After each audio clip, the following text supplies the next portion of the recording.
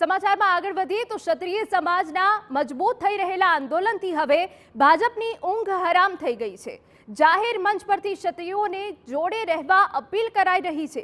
રૂપાલા મામલે હાલ તો ભાજપ માટે કરે કોઈ અને ભરે કોઈ જેવો ઘાટ થયો છે। દિવસે ને દિવસે રાજ્યભરમાં પ્રસરતો વિરોધ ભાજપ નેતાઓને સહન કરવો પડે છે। હવે આ મામલે ફરી એકવાર પરસોત્તમ રૂપાલાએ ક્ષત્રિય આગેવાનોને નરમ વલણ અપનાવવા આજીજી કરી છે।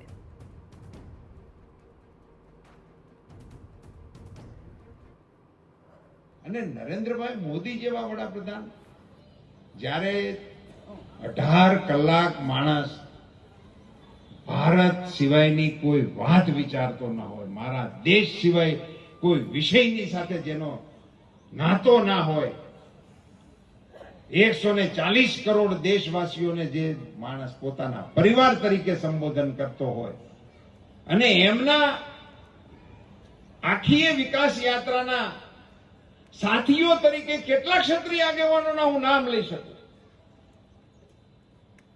એ ક્ષત્રિય સમાજો મારા કારણે હું સ્વીકારવા તૈયાર છું।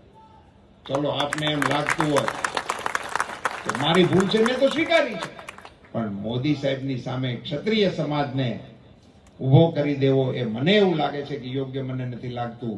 નરેન્દ્રભાઈ મોદી આજે વિશ્વના નેતા છે, આપણા દેશના નેતા છે। રાજકોટના જસદણમાં ભાજપની સભામાં રૂપાલાએ પીએમ મોદીની કાર્યનિષ્ઠા અને સમર્પણનો ઉલ્લેખ કરીને ક્ષત્રિય સમાજને અપીલ કરતા કહ્યું, ભૂલ મેં કરી હતી તો મોદીજીનો વિરોધ શા માટે? મારા લીધે આવું ન કરો। રૂપાલાએ ફરી એકવાર પોતાની ભૂલ સ્વીકારતા કહ્યું કે હું સ્વીકારું છું, મેં ભૂલ કરી છે, તેની માફી પણ માંગી છે। ક્ષત્રિય સમાજના દેશ અને ભાજપા યોગદાનને પણ રૂપાલાએ બિરદાવ્યું હતું।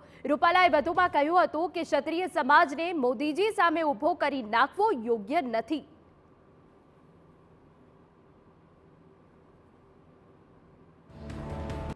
ભૂલ કરી હતી, મેં કરી, એની મેં જાહેરમાં માફી માંગી લીધી, કારણ કે મારો ઈરાદો નહોતો અને સમાજની સામે જઈને પણ મેં માફી માંગી અને સમાજની વચ્ચે જઈને અને સમાજે મને એનો પ્રતિસાદ પણ આપ્યો। પણ મોદી સાહેબની સામે શા માટે? ક્ષત્રિય સમાજને મારે કહેવું છે કે તમે તમારા યોગદાનને યાદ કરો। આ રાષ્ટ્રના ઘડતરની અંદર તમારું કેવડું મોટું યોગદાન છે, પાર્ટીના વિકાસની અંદર તમારું કેવડું મોટું યોગદાન છે।